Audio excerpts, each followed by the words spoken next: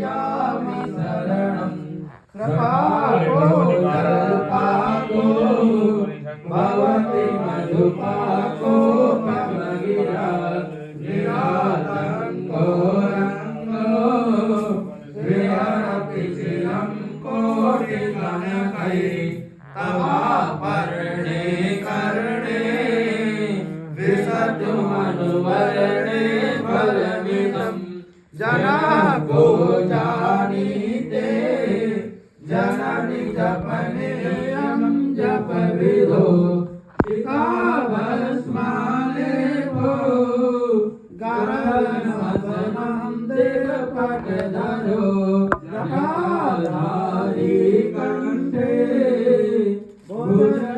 भुजगपतिहारे पशुपति कपाली भूतेषु भजते जगदीशैकपदवीं भवाने त्वत्पाणि ग्रहण परिपाटे फलमिदं नमो चास्याकाञ्चा भवविभवाञ्चापि जनमे न मे ज्ञानापेक्षा सद्मुखे सुखेच्छापि न पुनः अतस्त्वं संयाचे जननि जननं यातु मम वै मृगानि लोकानि शिव शिव भवानि जपता नारायणादिविदोपचारे किं रोचचिन्तन अंदर देखना मंदिर में पड़ी गई मंदिर में अंदर पड़ी त्वमेव यदि किञ्चन मय्यमाते दरसे कृपामुचितनं परं तदैव आपस्मरणं त्वदीयं करोमि दुर्गे करुणानिधि नैकटकर्तं मम भावयेता सुधातसानं जननी स्मरन्ति जगतं पवित्रमत्र किं परिपूर्णा करुणास्ते वै अपराधात्मकापरं नैवामेचते सुतं मत्समापातके नास्ति पापग्नित्वं समाहरे एवं यद्वा महादेवी योग्यं तथा कुरु ओम श्री दुर्गाचरणमस्तु। मातेश्वरी कहती है कि मुझे इस जग में कोई भी ऐसा नहीं है जो मना ले, पर मैं माँ इसलिए जाती हूँ कि मुझसे माँ का नाता होता है और माँ और बच्चे का जो संबंध होता है उसमें तो हरि ओम मैं पवित्रा पवित्रो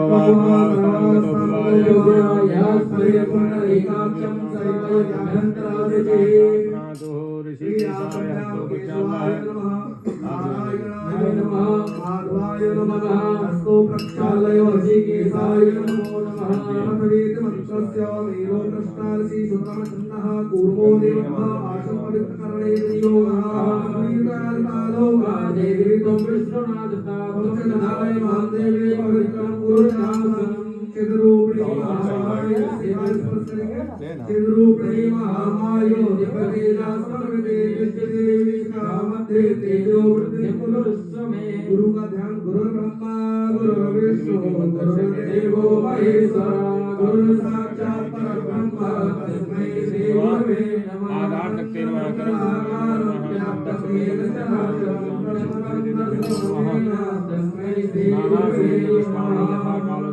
पुष्पांजलि मया दत्याम ग्रहणाम परमेश्वरी ही प्रार्थना पूर्वकम नमस्कारम समर्पयामि। धरती माता को प्रणाम कीजिए। ओम पृथ्वी द्वारा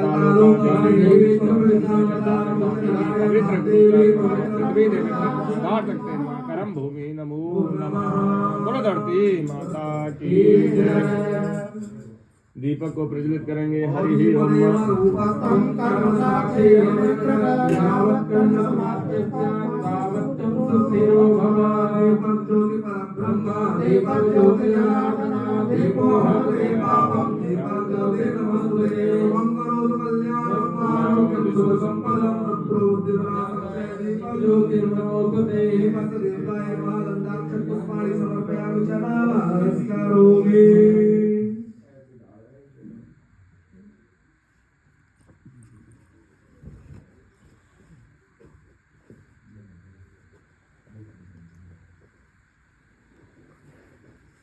हरि ओम चंद्रमा मनसो चंद्र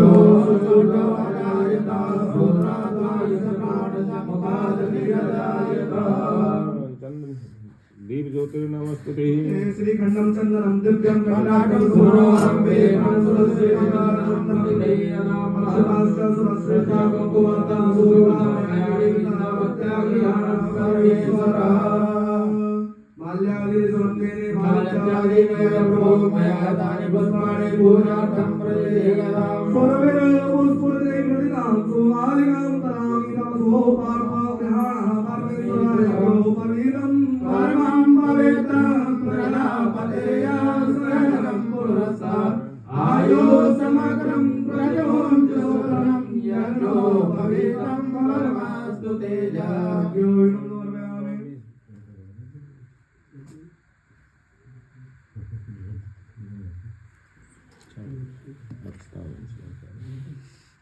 दीप ज्योतिर्नमस्तुते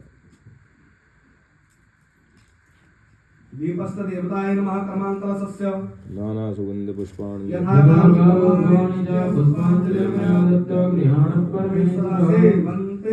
भगवतं भगवाडलते वर्णाकजात करवेल रसाल पुष्पे विर्वा प्रवाल तुलसी दलमंजरी वीतं पूजयामि जगदीश्वर मे प्रसीद पुष्पाणि यथा कालोर्भवानि च पुष्पाञ्जलिर्मया दत्तो परमेश्वरः धूपमाराम्यामि दीपं दर्शयामि हस्तप्रक्षालय नैवेद्यं निवेदयामि स्वागतम्। उदीर्यं वस्तु नमस्कार। तमेव समर्पये प्राणसमुपभूतासीना परमेश्वरः दक्षिणां समर्पयामि च नमस्कारोमि। गुरु का ध्यान करेंगे, अपने इष्ट देवता का ध्यान करेंगे। हरि ओम गुरुर्ब्रह्मा गुरुर्विष्णु गुरुर्देवो महेश्वरः गुरुसाक्षात् परब्रह्म तस्मै श्री गुरुवे नमः। मंगलम भगवान विष्णु मंगलम गणपति मंगलम पुंडरीकाक्षाय मंगलास्तनो हरिः। गुरु देवताभ्यो नमः, इष्ट देवताभ्यो नमः। जल से स्नान कराएंगे। ओम पादोपाद्यमस्तु समर्पयामि गंगा जमुना चैव गोदावरी सरस्वती कावेरी गंगे पंचामृतं पयानितं पयोदधि नमो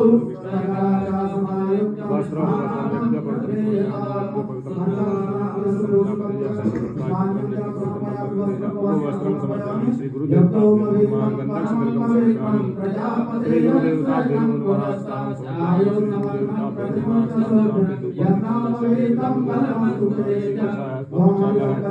श्री गुरुदेवताभ्यो नमः। नाना पुष्पाणि यथा कालसत्यं गृह्णां परमेश्वरः।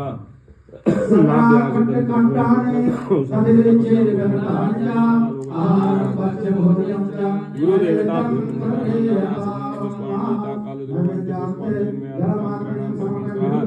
प्रेतायां पूजायां साध पुण्यार्थे द्रव्य दक्षिणां समर्पयामि श्री गुरुदेवताभ्यो नमः। प्रार्थना पूर्वकं नमस्कारं समर्पयामि श्री गुरुदेवताभ्यो नमः।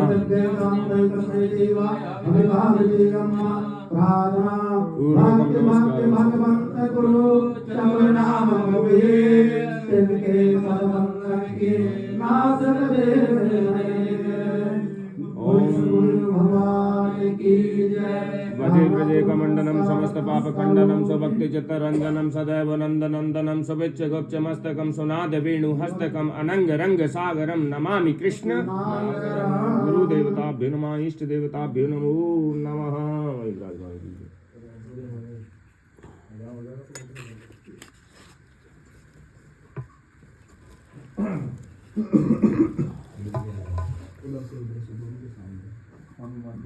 सर्वमंगलमंगल्ये शिवे सर्वार्थसाधके त्र्यंबके गौरी नारायणी नमोस्तुते। ओम अस्ये प्राणा प्रतिष्ठन्तु अस्ये प्राणा करन्तु च अस्ये देवतमर्चारय मामहेति च कश्चन सुप्रतिष्ठिता भगवती मां जगदम्बाय नमो नमः। ओम मा हरिः ओम मा ओम पयः औषधि ओम शुद्धबाला शुद्धबालो सर्वबालो मणिबाला श्वेता संतमयं शुद्धबाला सर्वशुद्धबालो मणिबाला श्वेता नमो रूपापाजन्य शुद्धोदकिष्णानं समर्पयामि मां भगवती जगदम्बाय नमो नमः हरिः ओम मां पयः औषधिरूपयोदिव्यन्तरिक्षे पयोदाः प्रतिशन्तमयं पयस्नानं समर्पयामि मां भगवती जगदम्बाय नमो नमः पयस्नानं समर्पयामि मां भगवती जगदम्बाय नमो नमः पयस्नानुप्रान्ते दधि स्नानं समर्पयामि मां भगवती जगदम्बाय नमो नमः दधि स्नानं समर्पयामि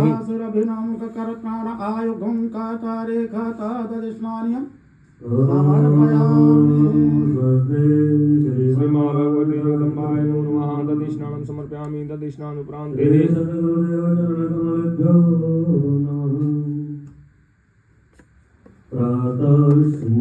मधुर स्नानं समर्पयामि मां भगवती जगदम्बाय नमो नमः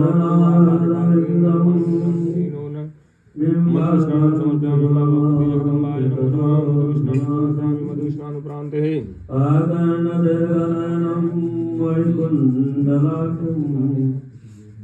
मंदस्मितं मृगमदज्जलदेशं घृत स्नानं समर्पयामि प्रातर्भजामि ललिता भुजकल्पपल्लवीं रक्ताङ्गुलीयवसदं गुलपल्लवाढ्यं माणिक्यहेमवलयाङ्कदशोभमाना स्नानं समर्पयामि मां पुण्ड्रेषु चापकुसुमे सुश्रीणीतस्थानम् भगवती जगदम्बाय नमो नमः प्रातर्भजामि ललिता चरणारविन्दं भक्तैश्चदाननिरतं भवसि शुद्धबालो मणिबाला श्वेता पद्मासनायकपूजनीयं पार्जन्याः शुद्धोदकिष्णानं समर्पयामि मां भगवती जगदम्बाय नमो नमः शुद्धोदकिष्णानं समर्पयामि प्रातस्तवे परशिवां ललितां भवानीं त्रयन्तवेद्यविभवां करुणानवाद्यं वेदान्तसिद्धिविलया स्थितिहेतुभूतां वेदेश्वरी निगमवाङ्गनसातिदूरां प्रातर्वदामि ललिते तव पुण्यनामम् कामेश्वरीति कमलेति महेश्वरीति श्रीशां भवेति जगतां जननी वन्देति वचसा त्रिपुरेश्वरीति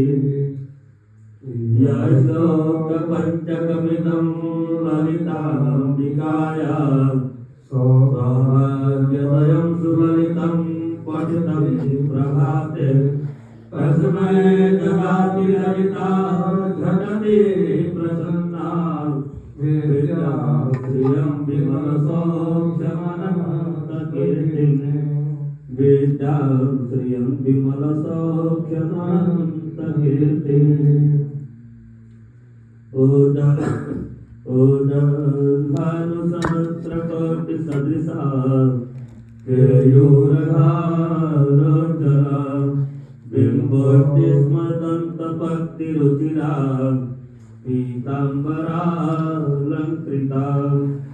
विश्वसिद्धो ब्रह्मसुरेन्द्रसेवितवता चंदनांते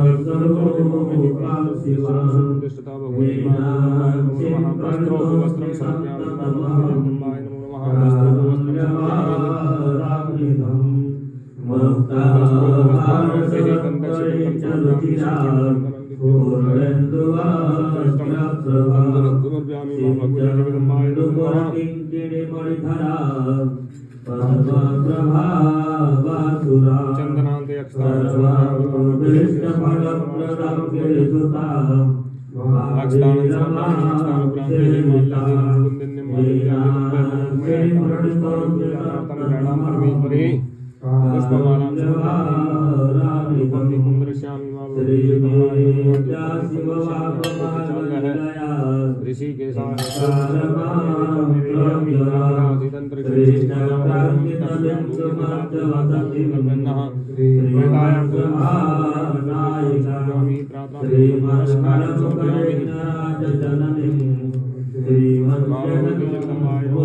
ओम जयंती मंगलाकाली भद्रकाली क्षमा शिवा दाती सुधा स्वाहा नमस्तुते या देवी सर्वभूतेषु शक्तिरूपेण संस्थिता नमस्तस्यै या देवी सर्वभूतेषु बुद्धिरूपेण संस्थिता नमस्तस्यै नमो नमः या देवी सर्वभूतेषु मातृरूपेण संस्थिता नमस्तस्यै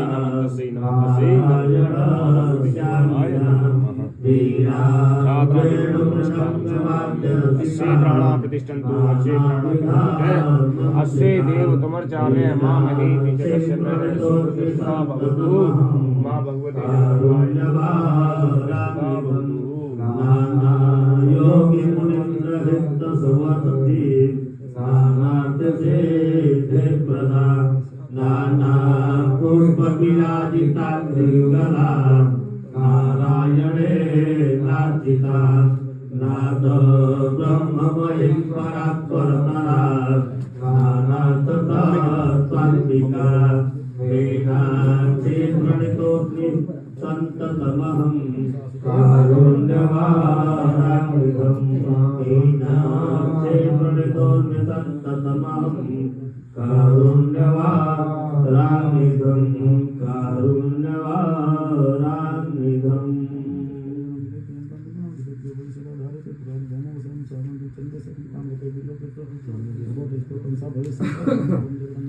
नतातो नमाता नमन्तो नताता वाणी उठलवाई में नमो वाणी उठलवाओ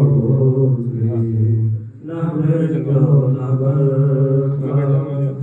नताया नमेत्या नमेते नमैया गते संकते त्वमेका भवानि गते संकते त्वमेका भवानि भवातावपारे महादुःखवीर पपाता प्रकाशे प्रणोभि प्रमाता कुसंसार पास प्रबंध सदा गति त्वमेका भवानि गति त्वमेका भवानि सदामिदानं न जगत्सयोगं न जानामि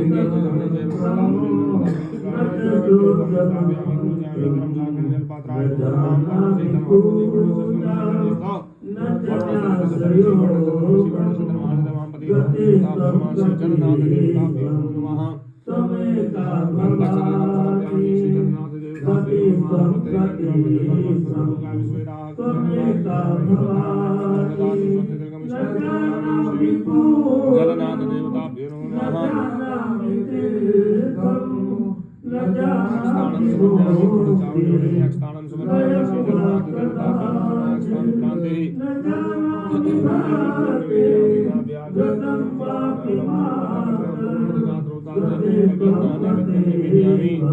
त्र्यंबकं यजामहे सुगन्धिं पुष्टिवर्धनं उर्वारुकं वन्दनान् समर्पयामि श्री जगन्नाथ देवताभ्यो प्रार्थनापूर्वकं नमस्कारं समर्पयामि।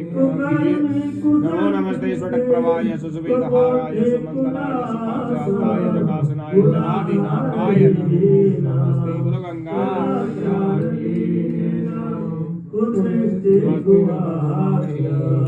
प्रबन्ध सदा गते त्वमेका भवानि गते हरि ओम आदित्याम रुद्रा विश्वे देवामृतमेका भवानि प्रजेशं रमेशं महेशं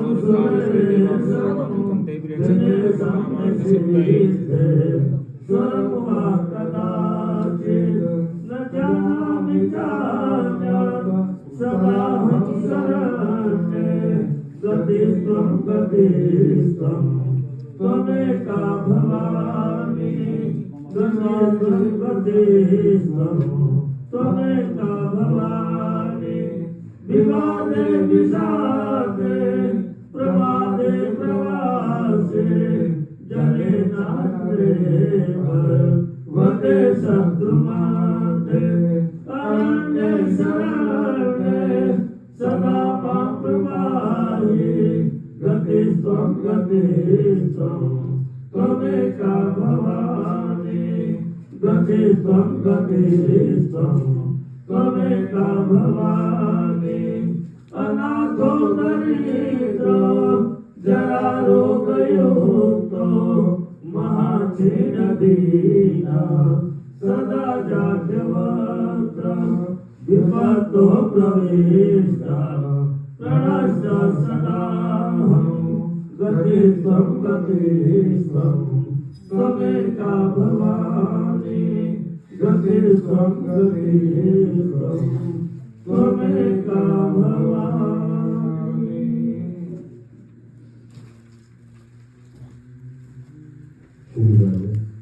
बोलिए सियापति रामचंद्र भगवान की पवन सुत हनुमान की उमापति महादेव की भाई मेरे सत्या जोतावली माता तेरी सवारी जय जयकार शिरोलिया भोल साचे दरबार की जय।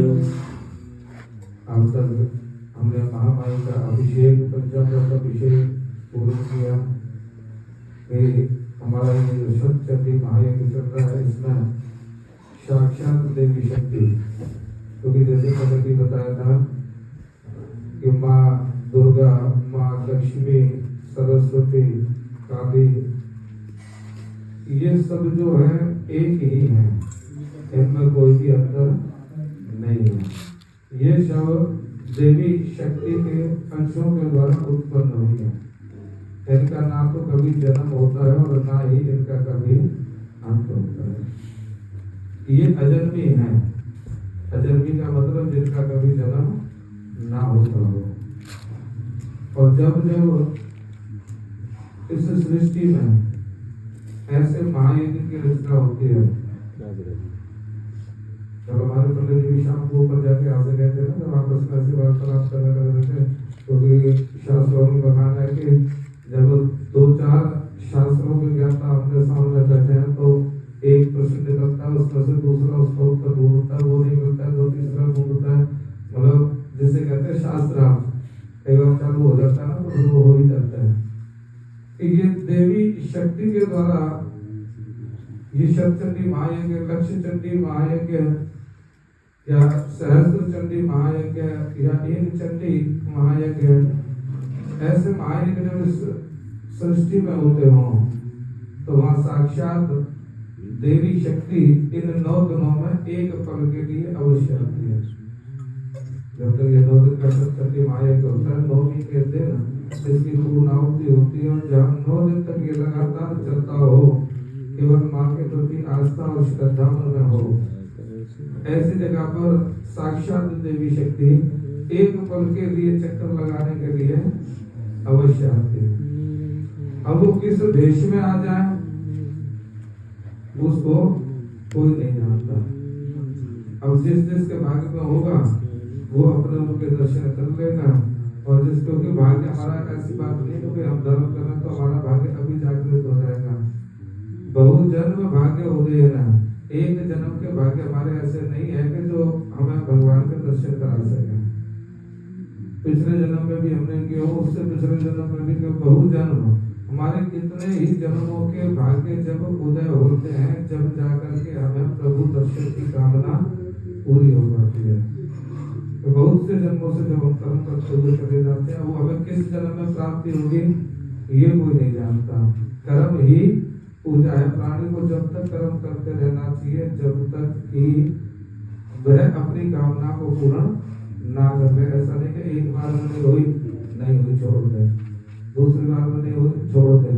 दाता के दरबार में सभी खड़े हाथ जोड़, देने वाला एक है और मांगत लाख करोड़। तो हम मांगने वाले लाखों करोड़ हैं, लाइन लगा के खड़े हैं। अब हम कौन से नंबर पे खड़े हैं? ये हमारे कर्म है। लाख के बाद खड़े हैं कि करोड़ के बाद खड़े हैं कि अरब के बाद में खड़े हैं। जब हमारा नंबर आ जाएगा, जब हमारा काम हो जाएगा, क्योंकि दाता के दरबार में देर होती है, अंधेर कभी नहीं होती है। हो सकता है दिन देरी हो जाए, देर है अंधेर नहीं है।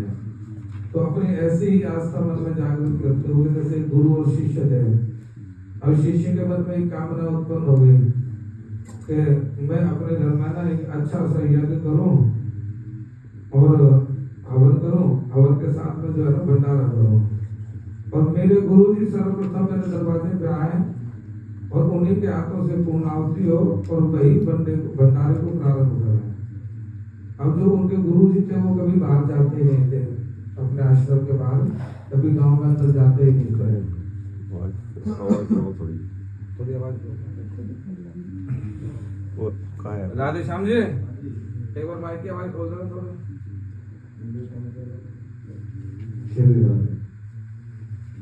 तो शिष्य के मन में कामना हुई कि मैं अपने गुरु जी के द्वारा अपने यज्ञ की पूर्णाहुति कराऊं और इस भंडारे का जो प्रारंभ करूं वो भी गुरु जी के हाथों से किया जाए। अप्रिय शिष्य था, बारंबार उसने निवेदन किया कि गुरु जी आपको ही आना पड़ेगा और पूर्णाहुति भी आपको ही करनी पड़ेगी। गुरु जी ने बारंबार मना किया, और बेटा मैं कभी गांव में जाता नहीं हूँ, परंतु एक शिष्य की आस्था थी। गुरु जी ने हाँ कर दी कि मैं अवश्य आऊंगा, भाई तू जा अपना कार्य पूर्ण कर। उसने हवन किया, हवन के बाद में भंडारे की सामग्री बन के तैयार हो गई। अब दरवाजे पे खड़ा है, इसलिए कि गुरु जी आ रहे होंगे, मैं गुरु जी का स्वागत करूंगा और स्वागत के साथ लेके जाऊंगा। और गुरु जी ने भी काफी सोच विचार किया कि यदि मैं शिष्य के यहाँ जाऊं तो मेरा जो है नियम खराब हो जाएगा कि मैं गांव की सीमा में कभी भी नहीं जाऊंगा, क्योंकि गांव की सीमा में जाऊंगा तो मोह और माया मुझे जकड़ लेगी, और मोह और माया ने यदि मुझे जकड़ लिया तो मेरा ये किया हुआ तब भी नष्ट हो जाएगा। और गुरु जी ने कुत्ते का रूप बना लिया, कुत्ते का रूप बना लिया और कुत्ते का रूप बना करके वो अपने शिष्य के दरवाजे में आ गए। अब अंदर घुसने लगे, शिष्य ने उसको धमका दिया, भगा दिया कुत्ते को। फिर दूसरी बार जाने लगे तो दूसरी बार भी भगा दिया। अब तीसरी बार जब जाने लगे तो उस शिष्य को बड़ा क्रोध आया, उसने डंडा उठाया और उस कुत्ते की टांग पे मार दिया। और कुत्ते की टांग पे जब वह डंडा लगा तो कुत्ता घायल हो गया और वह वहां से लौट गया और जाकर के अपने आश्रम में बैठ गए। अब शिष्य को सुबह से शाम हो गई, इंतजार करते करते कि गुरु जी नहीं आए। और गुरु जी के दरवाजे पे गए और जाकर बोले, गुरु जी आप तो अपने जीवन में कभी असत्य बोलते ही नहीं हो, और आपने हाँ कर ली थी कि मैं आऊंगा, और कहने के बाद में भी आप नहीं आए, ये बात कुछ अच्छी नहीं लगी। एक गुरु और शिष्य, भक्त और भगवान, दोनों का ऐसा रिश्ता होता है कि इसमें वह लड़ भी सकता है। यदि हम सच्ची भक्ति मन से करते हैं और हमारे पास में कोई दुख या संकट आया है तो हमें संसार के लोगों के आगे रोने की बजाय परमात्मा के आगे रोना चाहिए, क्योंकि संसारिक जो मनुष्य है वो कभी किसी के लिए कुछ नहीं कर सकता। संसारिक जो भी प्राणी है उसके खुद की वो माया पूरी नहीं हो रही, वो किसी और की क्या पूर्ण करेगा। हमारे पास कोई दुख है या सुख है तो हमें अपने, जैसे हम महामाई को अपने इष्ट मानते हैं या भगवान कृष्ण को इष्ट मानते हैं, भगवान शिव को इष्ट माने या भगवान श्री राम को अपना इष्ट माने, एक परमात्मा को इष्ट मानना चाहिए। पूजन सबका करो, पूजा से पीछे किसी के मत हटो, क्योंकि भगवान सब एक है, परमात्मा एक है, परंतु इष्ट किसी एक को मानो, अपना अच्छा बुरा दुख और सुख उसके सामने कह सके और सुन सके। अब पता चले हनुमान जी को पूज लिया, हनुमान जी से मनोकामना पूरी नहीं हुई तो हनुमान जी को छोड़ दिया, राम जी को पकड़ लिया। राम जी से भी मनोकामना पूरी नहीं हुई, राम जी को छोड़ दिया, कन्हैया जी को पकड़ लिया। जब एक मनोकामना पूर्ण नहीं कर पाया ना तो कोई दूसरा कर भी नहीं सकता। डाल डाल घूमने की बजाय किसी एक को पकड़ लो। तो जैसे महामाई को पकड़ लो, चाहे भगवान शिव को पकड़ लो, सब एक ही स्वरूप है। अपने दुख और सुख सब उसके सामने। तो कहते हैं कि जिसका इष्ट नहीं उसका श्रेष्ठ नहीं, कि जिसका इष्ट नहीं होता ना उसका संसार में कोई भी नहीं होता। इष्ट का मतलब जीवन में हमारा इष्ट कौन है? हमारा पिता। कि हमारी अच्छी बुरी सुख दुख जो है अपने पिता के सामने जब हम आकर कहते हैं तो हमारे हर दुख सुख का निवारण मिल जाता है। दूसरा इष्ट परमात्मा है कि परमात्मा के आगे भी हम अपने अच्छी बुरी सब बातें यदि करें तो वह हमारी सब बातों को सुनते भी हैं और हमारे कामों को पूर्ण भी करते हैं। गुरु जी आप तो कभी झूठ बोलते नहीं, आप आए नहीं और मेरा भंडारा वही की वही रुका रहा, आगे बढ़ा ही नहीं।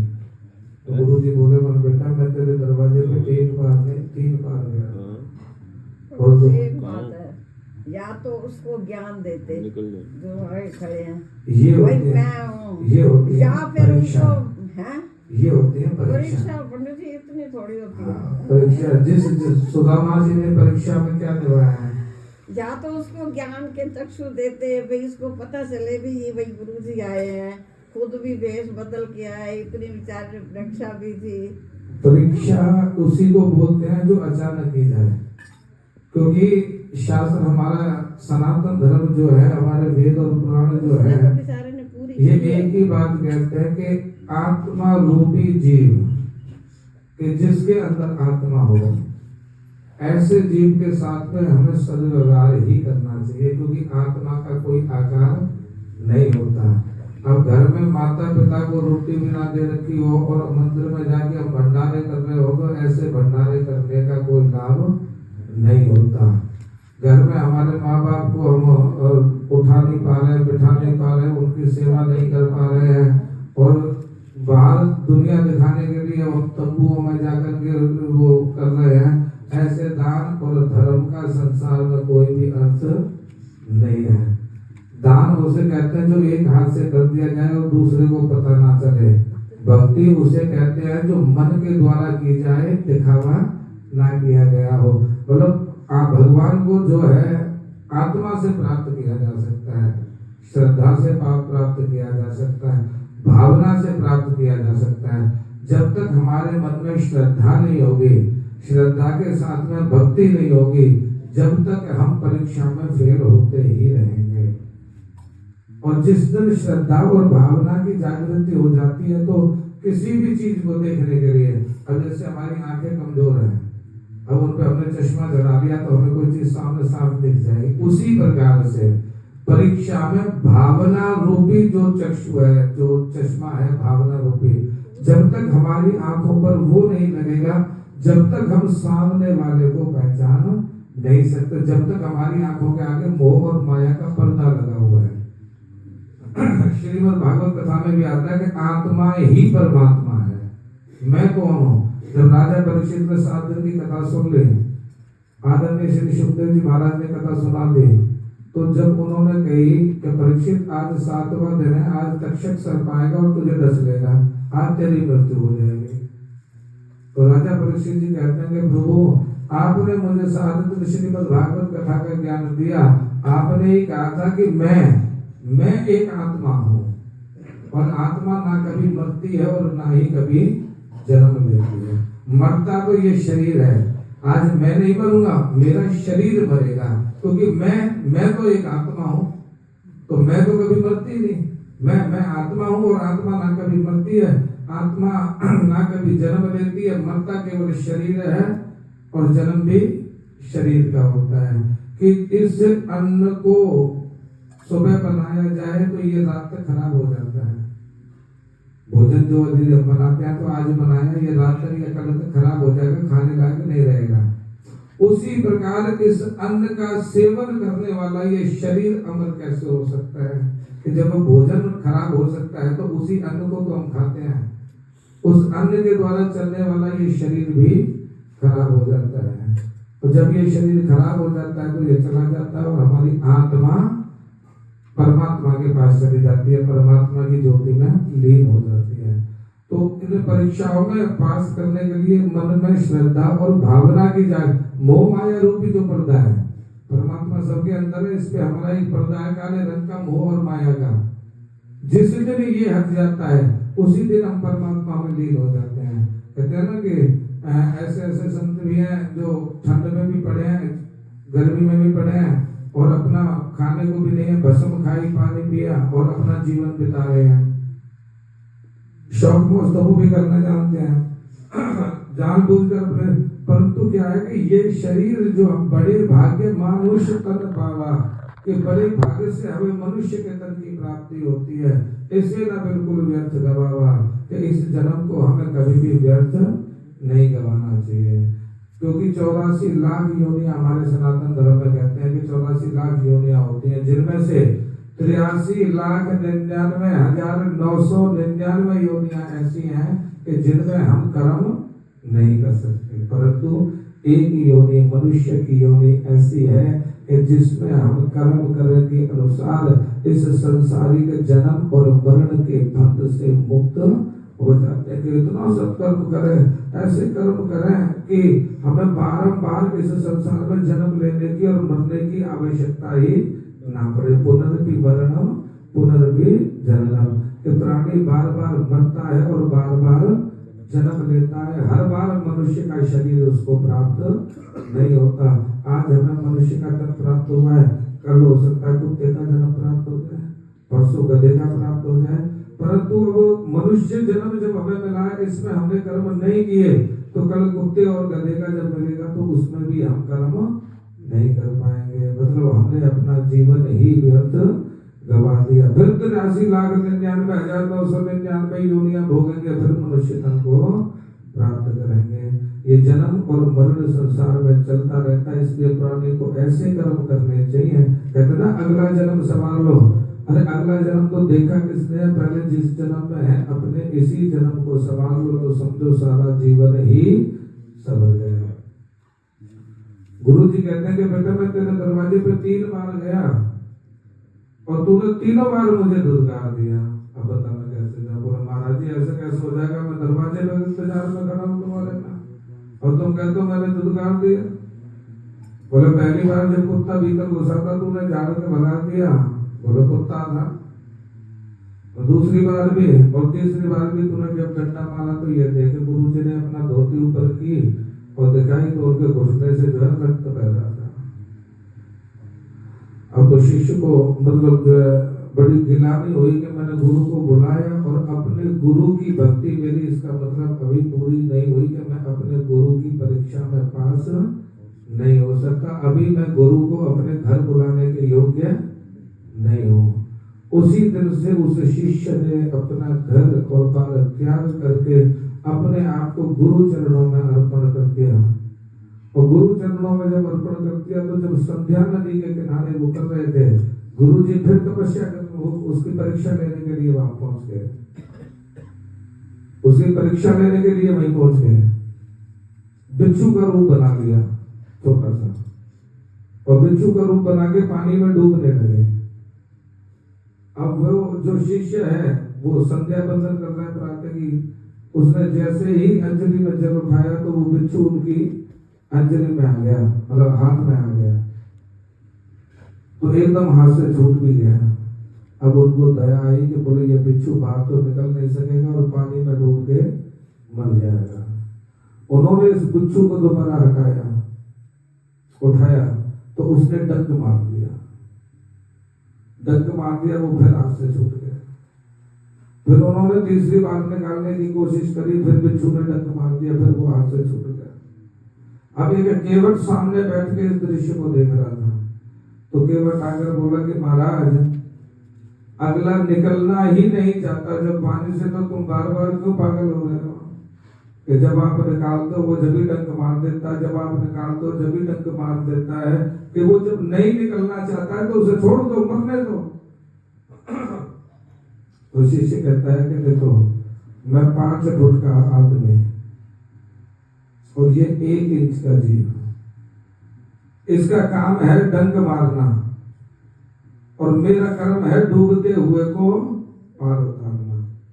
तो जब ये 1 इंच का जीव अपने कर्म से पीछे नहीं हट रहा है कि जब उठाता हूं जब डंक मार देता है, जब उठाता हूं जब डंक मार देता है, क्योंकि इसका स्वभाव ही डंक मारना है, इसका कर्म ही डंक मारना है। और हम संत जो है हमारा काम है डूबते हुए को पार उतार देना। जब ये अपने कर्म से पीछे नहीं हटता तो मैं अपने कर्म से पीछे क्यों हट जाऊं। उन्होंने उस बिच्छू को उठाकर और एकदम जल के बाहर जब फेंका तो अब उस बिच्छू का रूप धारण करने वाले गुरुजी अपने वास्तविक रूप में आ गए और उन्होंने कह दिया कि आज तू अपनी इस परीक्षा में पास हो गया, क्योंकि जिसने अपने मन में धारणा कर ली कि भव सागर में डूबते हुए को पार उतारना, और हमें पार कौन उतार सकता है, परमात्मा या गुरु। इनका काम ही अपने भक्तों पर कृपा करना है। तो जब भी ऐसा कर्म हो तो उसमें एक पल के लिए किसी भी रूप में कोई भी आ सकता है, किस रूप में महामाई शक्ति का अवतार लेकर के इस घर में प्रवेश कर जाए।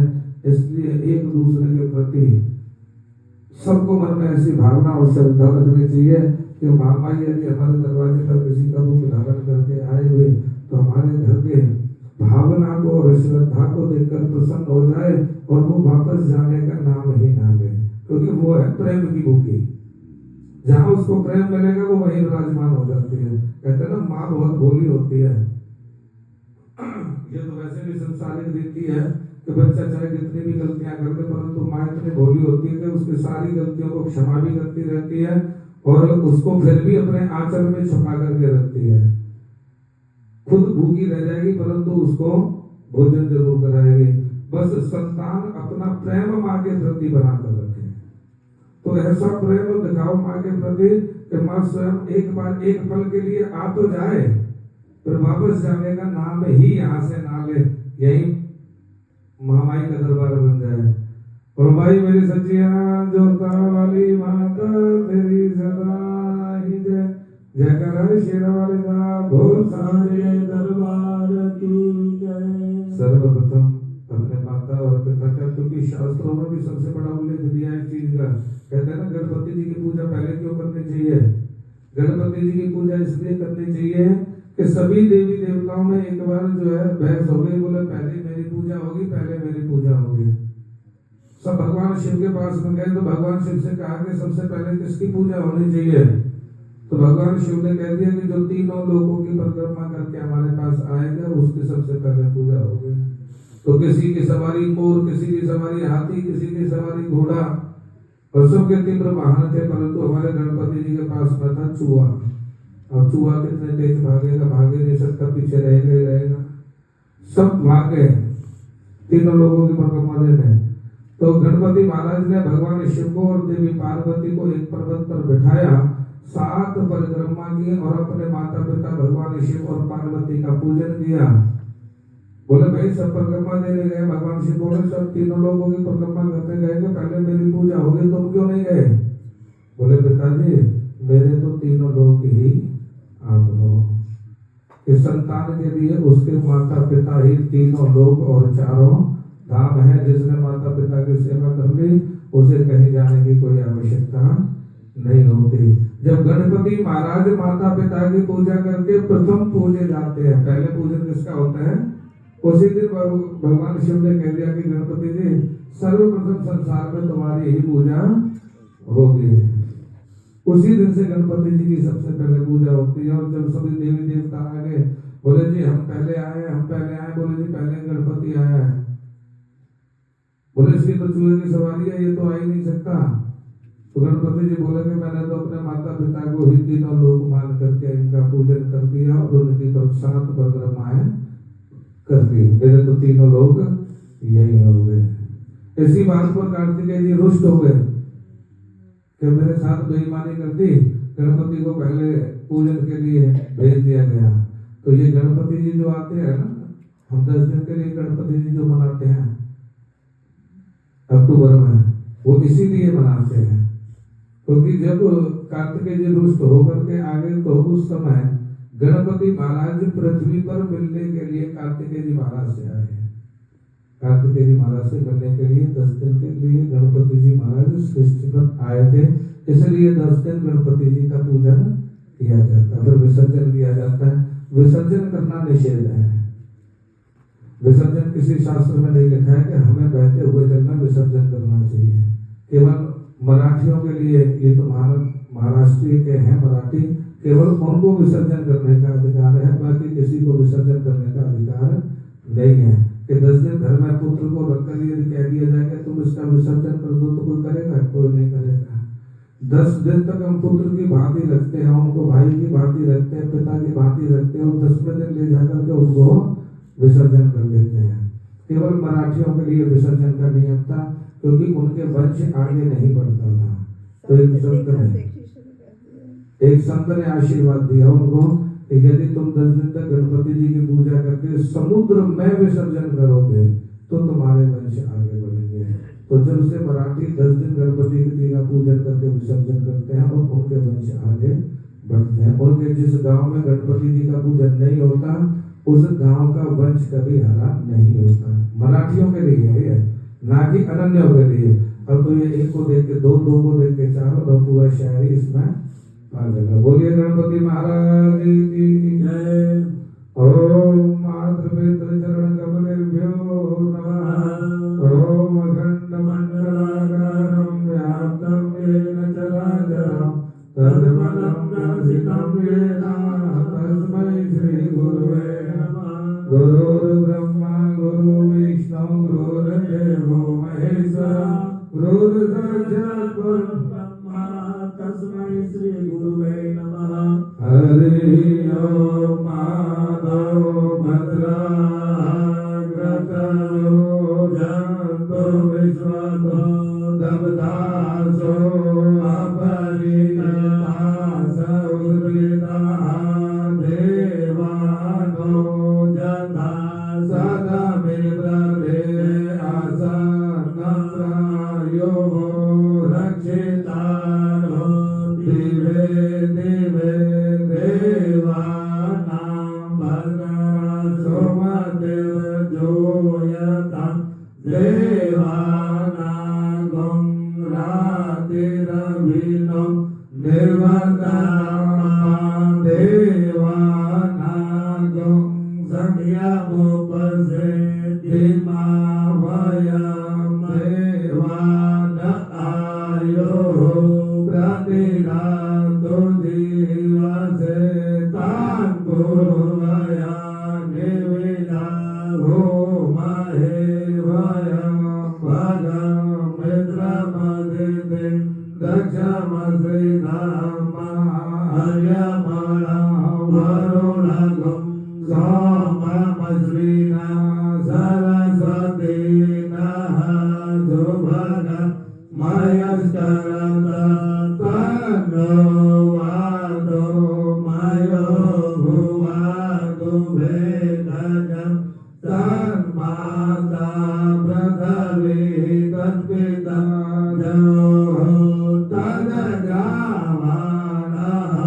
सोमसुतो मयो भुवन्तदस्मिना सुरलोकं कृष्णाया भवं तमीशानं जगतस्तस्वधस्पतिं वीरं जिह्वामसे होमहे वयं पुखानो जथा वेदसामसन्वृद्धे रक्षिता वायुरन्धः स्वस्ति स्वस्ति न इन्द्रो वृद्धसर्वाः स्वस्ति नः पूषा विश्ववेदाः स्वस्ति नस्तारक्षो हरिष्ठनेमिः स्वस्ति नो बृहस्पतिर्दधातु प्रखरस्वा मारुतः पृथ्वीमातरः शुभं यावानो विदधे बुधिया अग्निजिह्वा मानवः सूरचक्षुषो विश्वेनो देवा अवसायमानो नेहा भद्रां गणेभिः सर्वयाम देवा भद्रां पश्येमायभिर्यजत्रा तुष्टवागुं सत्तनु विजसे महिदेवहितञ्जनायुः सतमेन्दु शरदो देवा जत्रा नचक्रा जरसन्तनो नाम पुनरासो जगद्वितरो भवन्तिमानो मध्यारीरिकतायुगन्तो अनिर्जौरदिनिरन्तरिक्षमनिति माता सपिता सपुत्रः विश्वे देवा आदितिः पञ्चजना आदितिर्जातमदितिर्जनित्वम् जौरौ शान्तिरन्तरिक्षतो शान्तिः प्रथमे शान्तिरापः शान्तिरोगदयः शान्तिः वनस्पतयः शान्तिर्विश्वे देवाः शान्तिर्ब्रह्म शान्तिः सर्वगं शान्तिः शान्तिरेव शान्तिः श्यामा शान्तिरेधि जतो जताः समेहसे ततो नो अभयं गुरु शरणः गुरुप्रजाभ्यो भयन्नः पशुभ्यः गणानां त्वा गणपतिगं हवामहे प्रियाणां त्वा प्रियपतिगं हवामहे निधीनां त्वा निधिपतिगं हवामहे वसोमम् आहं जामि गर्वधमां त्वमजासि गर्वधमम् अम्बे अम्बिके अम्बालिके नमानयति कश्चन ससदसदा शुभद्रिका गाम्भीर्यमार्जनिमा श्रीमन्महागणाधिपतये नमः। यथा स संकल्पं कुर्यातः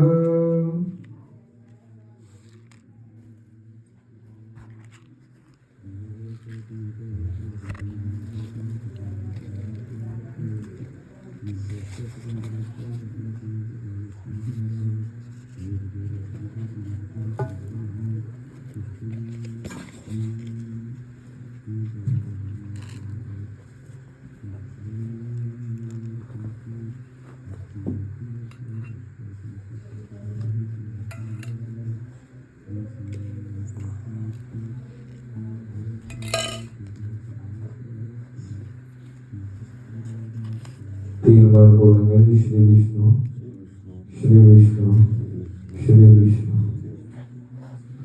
ये जो पूजा के बीच में संकल्प करते हैं, संकल्प का क्या महत्व है कि इसमें हम फल भी रखते हैं, दक्षिणा भी रखते हैं, जल भी रखते हैं। उसके पश्चात में अपने परिवार का जिस स्थान पर बैठकर हम पूजा कर रहे हैं वो सब कुछ बोलते हैं। कारण कि संकल्प के बिना हमारे सनातन धर्म में हमारी कोई पूजा पूर्ण नहीं होती। जब राजा बलि जो है उनके ऊपर उनके गुरु की बड़ी कृपा थी, बहुत कृपा थी, और उन्होंने तीनों लोगों में अपना आधिपत्य को जमा दिया राजा बलि ने। और सभी देवता भगवान विष्णु के पास गए और जाकर बोले कि प्रभु राजा बलि जो है इतना परमवीर योद्धा बन चुका है कि उसने तीनों लोगों में अपना आधिपत्य जमा दिया। आप हमारे ऊपर में कृपा करें और राजा बलि से हमें हमारे राज्य वापस दिलवाएं। तो भगवान विष्णु कहते हैं कि हे देवराज, मैं राजा बलि से युद्ध नहीं कर सकता, मैं राजा बलि से युद्ध नहीं कर सकता। क्यों नहीं कर सकता? कि आज यदि मैं कितना भी बड़ा योद्धा हूँ और राजा बलि को ललकारता हूँ और जाकर युद्ध करता हूँ तो वह मुझे परास्त कर देगा, मैं उससे युद्ध नहीं कर पाऊंगा। कारण कि उसके ऊपर में उसके गुरु की परम कृपा है, और जिसके ऊपर गुरु की कृपा है उसे कोई भी संसार में परास्त नहीं कर सकता। इसलिए मैं युद्ध करके तो मैं तुम्हारा राज्य लाके नहीं दे सकता, परंतु भीख में मांग कर लाके दे सकता हूँ। तो भगवान विष्णु ने वामन भगवान का रूप धारण किया और राजा बलि के राज्य में पहुंच गए। राजा बलि अपने 100वें यज्ञ की तैयारी कर रहे हैं। जब यज्ञ की तैयारी चल रही है तो उन्होंने देखा कि एक बड़ा सुंदर बालक हाथ में छत्र लिए हुए, हाथ में कमंडल धारण किए हुए और यज्ञशाला की तरफ में चला आ रहा है। तो राजा बलि देख करके मोहित हो गया कि इतना सुंदर ब्राह्मण बाल ब्रह्मचारी और मेरी यज्ञशाला में पधारा है, तो मुझसे बड़ा भाग्यशाली दूसरा कोई भी नहीं हो सकता। जो संतों में भगवान के दर्शन करते हो, जो गुरु में भगवान के दर्शन करते हो, जो प्रत्येक प्राणी में भगवान के दर्शन करते हो, उसे एक दिन भगवान के दर्शन भी अवश्य हो ही जाते हैं। अब राजा बलि जो है उस वामन भगवान में भगवान के दर्शन कर रहे हैं कि साक्षात परमात्मा ही मेरी यज्ञशाला में आप पधारे हो। राजा बलि वामन भगवान के पास में पहुंच गए और जाकर हाथ जोड़कर बड़े विनम्रता से प्रार्थना करी कि हे प्रभु, आप कौन हो और कहां से पधारे हो। वामन भगवान को कुछ नहीं बोला। फिर राजा बलि ने पूछा कि प्रभु आप कहां जा रहे हो, आप कुछ तो बोलो। तो वामन भगवान कहते हैं कि राजन, हम जो संत होते हैं ना, हमारा कोई ठिकाना नहीं होता। बहता पानी रमता जोगी, कोई ठौर ना कोई ठिकाना। कि बहते हुए पानी कहाँ जाकर के रुकेगा उसका कोई ठिकाना नहीं है। उसी प्रकार संतों का भी कोई ठिकाना नहीं होता। आज यहाँ है तो कल कहाँ है। बोले महाराज, कहीं तो रात को विश्राम तो करते होंगे, भोजन तो करते होंगे, कहीं बैठ करके भगवान का भजन तो करते होंगे, कुछ तो ठिकाना होगा। आपकी जन्मभूमि क्या है? तो ब्राह्मण भगवान कहते हैं कि संतों की कोई जन्मभूमि नहीं होती है, सारी पृथ्वी ही संतों की है। हमारी जन्मभूमि जो है वो पृथ्वी है और मरण भूमि भी हमारी पृथ्वी है। तो कहीं तो कोई ठिकाना होगा, कहीं बैठने का, पाठ करने का, खाने का, पीने का, सोने का, कहीं तो ठहरते होंगे। इनके बिना तो आदमी रह ही नहीं सकता। तो ब्राह्मण भगवान कहते हैं कि राजन, इस संसार का नियम है कि गुजर करे तो चाहिए क्या। यदि प्राणी गुजारा करना चाहे तो उसे क्या चाहिए? सर ढकने के लिए छत, भगवान का भजन करने के लिए आसन और विश्राम करने के लिए 2 गज भूमि। गुजर करे तो चाहिए क्या और मौज करे तो है ही क्या। और मौज करनी हो तो चाहे करोड़ों की संपत्ति रोज उड़ा दो तो भी मन की मौज कभी पूर्ण नहीं होती। मन की अभिलाषा बढ़ती चली जाती है। आज ही है, कल ये भी होना चाहिए, परसों ये भी होना चाहिए, ये तो मोह है, बढ़ता ही चला जाता है। गुजर करे तो चाहिए क्या और मौज करे तो है ही क्या। तो प्रभु आप कुछ तो मुझसे दान लीजिए। तो ब्राह्मण भगवान कहते हैं कि राजन, मैं दान लेता ही नहीं हूँ, मैं परम त्यागी संत हूँ, मैं कभी किसी से दान नहीं लेता। ऐसा हो नहीं सकता महाराज कि मेरी यज्ञशाला से और कोई संत खाली चला जाए। बोले भाई हम लेते ही नहीं है तो खाली जाएंगे कैसे? हम तुम्हारे पास कुछ लेने थोड़ी आए हैं, हम तो यज्ञ की शोभा को देखने चले आए और अब आगे निकल जाएंगे। बोले महाराज ऐसे तो नहीं जाने दूंगा, नहीं समाज क्या कहेगा कि ऐसा दानी राजा बलि जिसके घर से एक संत खाली चला गया, मेरे द्वारा से खाली तो नहीं जाओगे। आप मांगो, आपकी जो कामना है वो मांगो। आज तुम मुझसे जो भी मांग लोगे मैं तुम्हें दे दूंगा। वामन भगवान कहते हैं कि राजन, हमने आपको बता दिया, हमें किसी वस्तु की आवश्यकता है ही नहीं, हमें कुछ चाहिए ही नहीं। फिर भी राजा बलि बारंबार जो है प्रार्थना करने लगा। तो वामन भगवान बोले कि राजन, आप एक बात बताओ, मैं आपसे कुछ लूंगा तो उसका करूंगा क्या? क्योंकि जल पीने के लिए मेरे पास कमंडल है, सर ढकने के लिए मेरे पास छत्र है, और तप करने के लिए मेरे पास आसन है। तो मुझे आवश्यकता है किस वस्तु की? वस्तुओं की आवश्यकता होती है गृहस्थियों को, संतों को नहीं होती। बोले महाराज, मैं आपका विवाह करवा दूं। बोले भैया, विवाह करवा देगा तो हम रहेंगे कहाँ? बोले मैं एक महल बनवा के दे देता हूँ। बोले चल ठीक है भाई, विवाह भी हो गया और महल भी हो गया, तो फिर 2-4 बाल गोपाल तो होंगे। बोले भाई बिल्कुल होंगे 2-4 बाल गोपाल, उनके पढ़ने लिखने का खर्चा पानी। बोले हमारे क्षेत्र में हिरण्यकश्यप महाविद्यालय है, उसमें आपके बच्चे पढ़ेंगे। अपने महल के अन्न भंडारे में आपके लिए बोल दूंगा, जो भी आपको चाहिए ले लेना। बोले भाई, जब 2-4 बाल गोपाल मेरे होंगे तो हो सकता है उनमें से कोई मर भी जाए। बोले भाई, मरेगा तो मरेगा ही। बोले उसके लिए रोना भी पड़ेगा। बोले रोना भी पड़ेगा। बोले तो मैं जीवन में ऐसा कर्म करूं ही क्यों जिसके लिए मुझे रोना पड़े? मतलब कहां से कहां तक बात पहुंच गई, और लौटकर फिर वहीं पर वामन भगवान आ गए। बोले मैं ऐसा कर्म करूं क्योंकि जिसके मुझे रोना पड़े, कि आज मैं बिना रोए भगवान का भजन करता हूँ, और कल में तेरी इस मोहमाया में फंस गया कि विवाह हो गया, बाल गोपाल हो गए, महल हो गया, बच्चे पढ़ रहे हैं, कोई बीमार हो रहा है, किसी का कुछ हो गया, फिर मुझे रोना पड़े। तो मैं ऐसा जीवन में कर्म करूं क्योंकि जिसके लिए मुझे रोना पड़े। और राजा बलि फिर उदास हो गए। बोले कहां से कहां तक लेके गया था, लौट कर ये फिर वहीं पे आ गए। जब बार-बार भगवान मना करते रहे, और राजा बलि की श्रद्धा और भावना को देखकर कहते हैं कि राजा ना, अब यदि तुम देना चाहते हो ना, तो मुझे 3 पग भूमि दान दे दो। बोले महाराज 3 पग भूमि, 3 पग में क्या होगा? बोले 3 पग भूमि दे दो, वो भी मैं अपने पैर से नापूंगा, तुम्हारे पैर से नापी हुई नहीं लूंगा। अब बाली राजा ने देखा कि तुम्हारे पैर भी बिल्कुल छोटे छोटे से, 3 पग में कितनी सी भूमि आएगी?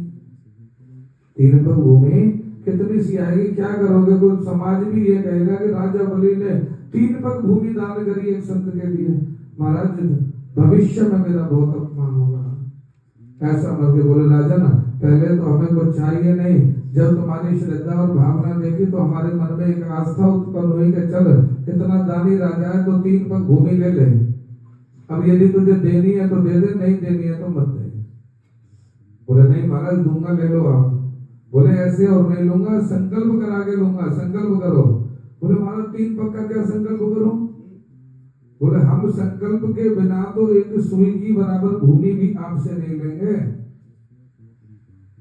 मैं 3 पग भूमि यहाँ नाप लेता हूँ, कल आकर तुम कहोगे कि महाराज अपना आश्रम थोड़ा उधर बना लो, यहाँ मुझे कुछ और बनाना, फिर मुझे हटानी पड़ेगी, क्योंकि वो तो देन लेन हो गया। जब तुम संकल्प करके दान यदि मुझे करोगे, तो चाहे तुम अपना कहीं भी बनाओगे, पर मेरी कुटिया को वहां से नहीं हटाओगे। संकल्प का मतलब पक्की प्रतिज्ञा है कि जो हमने प्रतिज्ञा कर ली वो हमारी पूर्ण करनी होती है। संकल्प करके प्राणी कभी पीछे नहीं हटता। शुक्राचार्य जी ने देख लिया, वहां आए, बोले राजा बलि तो क्या करने जा रहा है? ये कोई साधु वाधु नहीं है, ये स्वयं विष्णु है, और तुझे ठगने के लिए यहाँ पर आया है।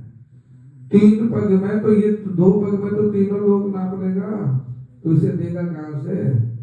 बोले महाराज अब तो मैं संकल्प कह चुका हूं कि मैं 3 पग भूमि दान करूंगा, मैं पीछे नहीं हटूंगा।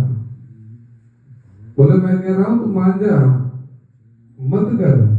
राजा बलि ने संकल्प कर लिया था, वो पीछे हटा नहीं। और संकल्प करने के लिए जैसे ही बोले, वामन भगवान ने अपने कमंडल से जल राजा बलि की अंजलि में जब डालना चाहा, तो शुक्राचार्य जी आकर के उस कमंडल की नाली में बैठ गए पानी रोकने के लिए, कि जब तक संकल्प में जल ना हो, जब तक हमारा संकल्प पूर्ण नहीं होता।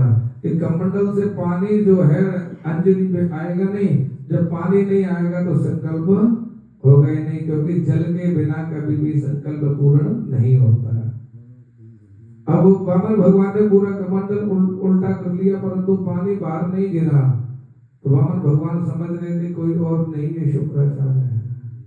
उन्होंने अपने छत्र से एक कुशा निकाली और उस कमंडल की नाली में कर दी। और जब कमंडल की नाली में वो कुशा की तो वो कुशा सीधी जाकर शुक्राचार्य जी की आंख पे लगी और शुक्राचार्य जी की एक आंख राम राम कर गई। इसलिए शुक्राचार्य जी जो है ना, कांडे हैं, उनकी एक आंख है। ये वामन भगवान की कुशा के द्वारा उनकी एक आंख परलोक से डाल गई। शुक्राचार्य जी नाली से बाहर निकले और राजा बलि को श्राप दे दिया कि देख, आज तक तेरे ऊपर मेरी कृपा थी, परंतु आज मैं तुझे श्राप देके जा रहा हूँ कि तू श्रीहीन हो जाएगा। श्री माने धनहीन, राज वैभव सब चला जाएगा। और ये सब कुछ वामन भगवान की लीला थी, भगवान विष्णु की लीला थी। क्यों? कि जब तक राजा बलि से गुरु रुष्ट नहीं होगा, जब तक तो उसको ठग भी नहीं सकते, युद्ध भी नहीं कर सकते और उसको ठग भी नहीं सकते, क्योंकि गुरु के होते हुए संसार में कोई किसी को नहीं ठग सकता। अब गुरु रुष्ट हो गए और गुरु रुष्ट होकर के श्रीहीन का श्राप देकर वहां से चले गए। और जैसे ही चले गए तो जल हाथ में आ गया। राजा बलि ने संकल्प कर दिया और वामन भगवान ने अपने 2 कदमों पर ही तीनों लोगों को नाप दिया।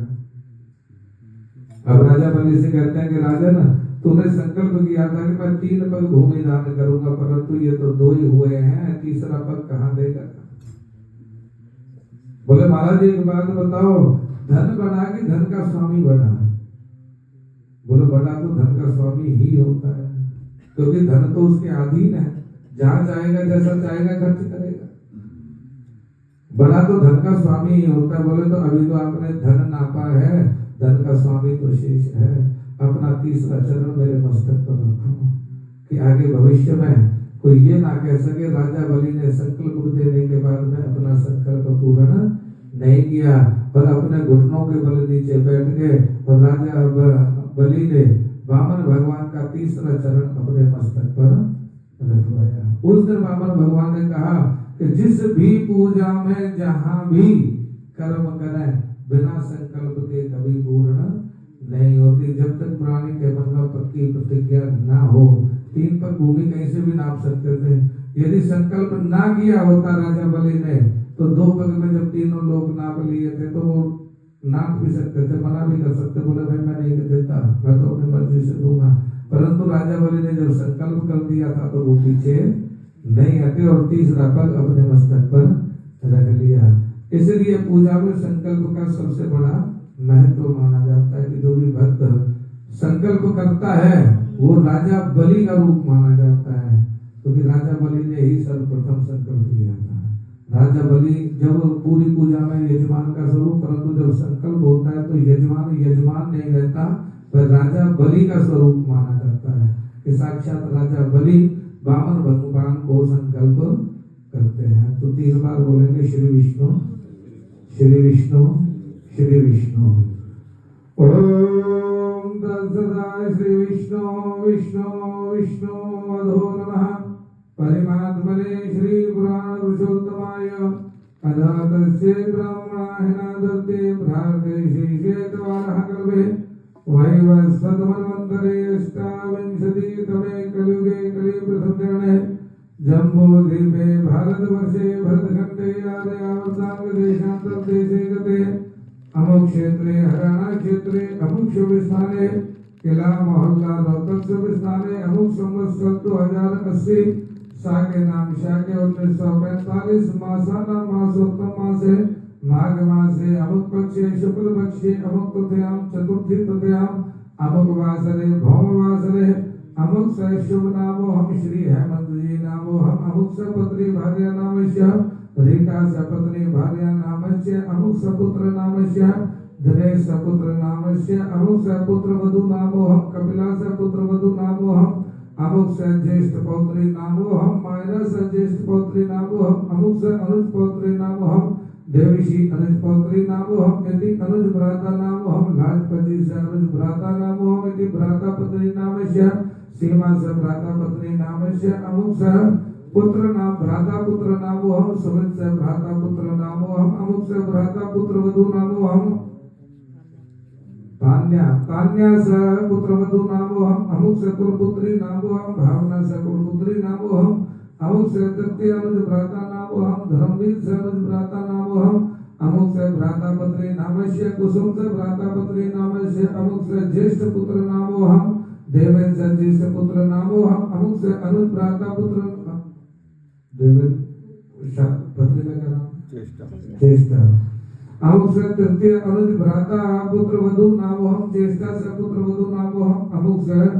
अनुज पुत्र नामोहम गर्वित से अनुज पुत्र नामोहम अमुक से चतुर्थ अनुज भ्राता नामोहम देवेंद्र से अनुज भ्राता नामोहम अमुक से भ्राता पत्री नामस्य पूनम से भ्राता पत्री नामस्य अमुक से पुत्र नामस्य हितेश नामोहम अमुक से ज्येष्ठ कुलपुत्री नामोहम रिया से ज्येष्ठ कुलपुत्री नामोहम अमुक से अनुज कुलपुत्री नामोहम हिमांशी से अनुज कुलपुत्री नामोहम अमुक से कुल माता नामोहम श्री आदर्श देवी जी माता नामोहम यदि गोत्र उत्पन्नाय कश्यप गोत्र उत्पन्नाय यदि ग्रह गुण दोष निवारण निमित्ताय मम कामना सिद्धते पुण्याते पुण्य फल प्राप्ति हेतवे यश प्राप्ति कीर्ति प्राप्ति वैभव प्राप्ति नरोग काया प्राप्ति सद्बुद्धि प्राप्ति यथा स्वरूपस्य स ब्राह्मणस्य प्रथम ब्राह्मण नामस्य अशोक नामोहम भारद्वाज गोत्रोत्पन्नाय द्वितीय ब्राह्मणस्य राधेश्याम नामोहम कौशिक गोत्रोत्पन्नाय तृतीय ब्राह्मण नामस्य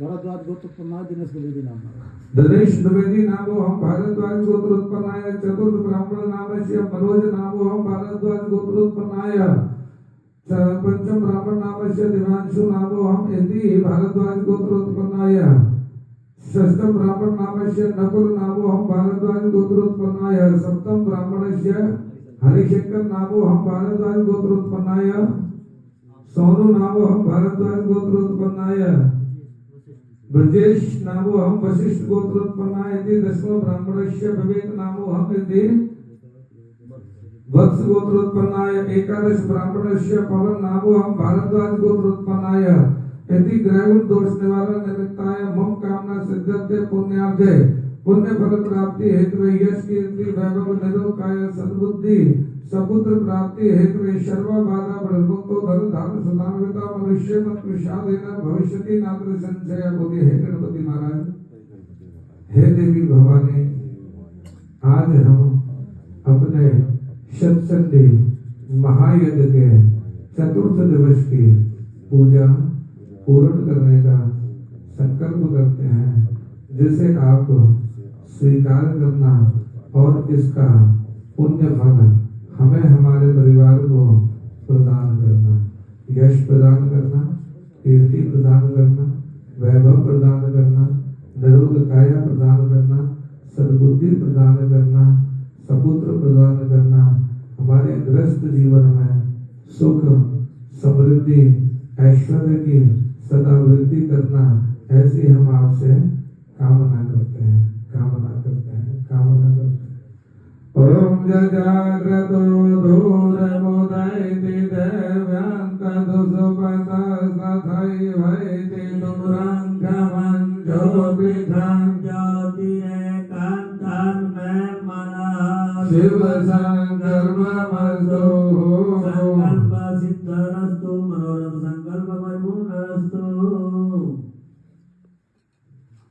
आत्मक्षत पुष्प ओम समुखजे गलतस्य कपिलो गजगणकालं गोत्रस्य विक्तोमेनासो विनायका समुखेतो गणाध्यक्षो भालचन्द्रो गजाननः द्वादशैतानि नामानि यापने सुनियातति विद्यारम्भे विवाहे च प्रवेशे निर्गमे तथा सङ्ग्रामे सङ्कटे चैव विकृतसकटायते शुक्लं वर्धन्ते वंशजीवनं सर्वभुजं प्रसन्नवदनं ध्यायेत सर्वविघ्नोपशान्तये अमितसिद्धसिद्ध्यर्थं पूजितो यासुरासुरे सर्वविघ्नहस्तश्रेणाधिपतये नमः। सर्वमंगल मांगल्ये शिवे सर्वार्थ साधिके शरण्ये त्र्यंबके गौरी नारायणी नमोस्तुते सर्वदा सर्वकार्येषु नास्ति मंगलम येषां प्रत्यस्तो भगवान् मंगलाय भवान् तदेव लग्नं सुदनं तदेव ताराबलं चन्द्रबलं तदेव विद्याबलं देवबलं तदेव लक्ष्मीपते ते गगनं स्मरामि लाभस्तेषां जयस्तेषां गुणस्तेषां पराजयास्तेषां वन्दे वरस्यामो हृदयस्थोजनार्दनाय त्रियोगेश्वर कृष्णाय कृपार्थो धर्मधराता श्री विजय भूते धराय नित्यं नमः अनन्या निश्चयन्तो माजे च नाम विपासते तेषां सकलकल्याणं भाजनं यत्र पुरुषोत्तम जमनित्यं प्रजापति सर्वं सर्वे सर्वकार्येषु प्रयस्ते भवेश्वरा देवादिशतु नाशिति ब्रह्मे शांजनादना विश्वेशं पादवं दण्डं दण्डपाणि च भैरवं वन्दे काशीभयानन्या भवानि मणिकारिणा वक्रतुण्डा महाकाय कोटिसूर्यं समप्रभा निर्विघ्नं कुर्मे देवा सर्वकार्येषु सर्वदा सर्वकार्येषु सर्वदा श्री महागणाधिपतये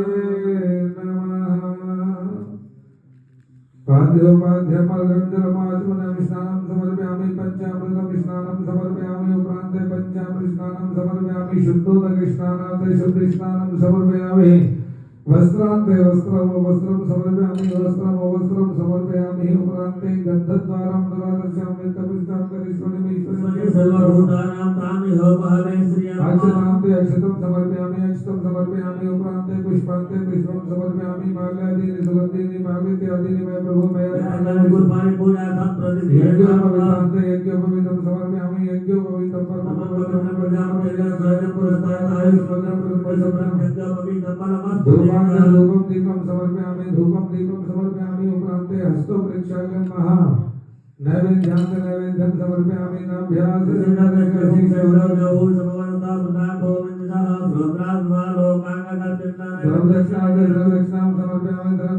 समर्पयामि उपरान्ते हाथ जोड़ करके गणपति महाराज का ध्यान करेंगे जी। ओम प्रणमय शिरसा देवा गौरी पुत्र विनायक भक्तावास स्मरे नित्यम् आयुष्कामार्थ सिद्धये प्रथमं वक्रतुण्डं च एकदन्तं द्वितीयकं तृतीयं कृष्णपिङ्गाक्षं गजवक्त्रं चतुर्थकं लंबोदरं पंचमं च षष्ठं विकटमेव च सप्तमं विघ्नराजेन्द्र धूम्रवर्णं तथाष्टमं नवमं भालचन्द्रं च दशमं तु विनायकम् एकादशं गणपतिं द्वादशं तु गजाननं द्वादशैतानि नामानि त्रिसन्ध्यम्यपठेन्नः न च विघ्नभयं तस्य सर्वसिद्धिकरं वरं विद्यार्थी लभते विद्यात् धनार्थी लभते धनं पुत्रार्थी लभते पुत्रान् मोक्षार्थी लभते गतिम् जपेत् गणपति स्तोत्रं शर्विर्मासफलं लभते संवत्सरेण सिद्धिं च लभते नात्र संशयः अष्टभ्यो ब्राह्मणेभ्यः च जित्वा यः समर्पयेत् तस्य विद्या भवेत् सर्वा गणेशस्य प्रसादतः भगवान् की जय।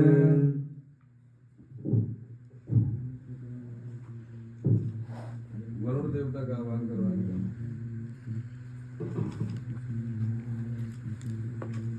हरि ओम हस्ते अक्षतानि पुष्पाणि गृहीत्वा वरुणध्यानं तद्वार्यामि ब्रह्मणा वन्दमानः तदा सास्ते जजमानो हविर्भिः अहेजमानो वरुणे हवोदरुसगं समानयायुः प्रमोखे।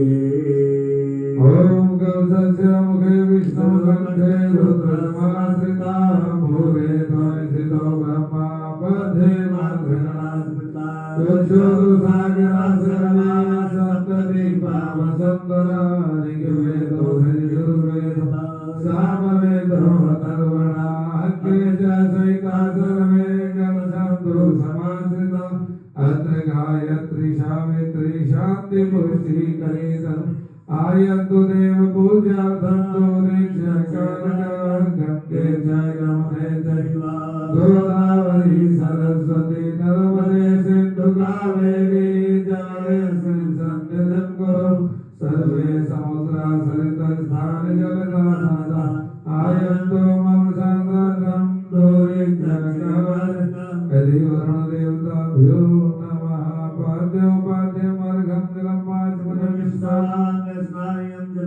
पंचामृतं स्नानं समर्पयामि उपरान्ते शुद्धोदक स्नानं समर्पयामि शुद्ध स्नानं समर्पयामि उपरान्ते वस्त्रं उपवस्त्रं समर्पयामि वस्त्रं समर्पयामि उपरान्ते गन्धद्वारां दुरादर्शं नित्यपुष्टां करीश्वरम् ईश्वरं सर्वभूतानां तामेहोपरिष्यम् अक्षतं समर्पयामि पुष्पान्ते पुष्पं समर्पयामि यज्ञोपवीतं परमं पवित्रम् प्रजापते असेन पुरस्तादे आयुष्मग्रं प्रतिमोदिशोभ्यं यज्ञोपवीतं परमस्तु तेजा धूपं दीपं समर्पयामि उपरान्ते हस्तो प्रक्षाल्य महा नैवेद्यं समर्पयामि नाभ्यासीदन्तरिक्षं शीर्षनादेवो संपत्तां पदभ्यां भूमदिशा श्रोतां दशालोकां लोकामकल्पयन् नैवेद्यं ऋतुफलं समर्पयामि द्रव्यदक्षिणां समर्पयामि वृत्तेन दीक्षा प्नोति दक्षिणा श्रद्धामाप्नोति श्रद्धा सत्यमाप्यते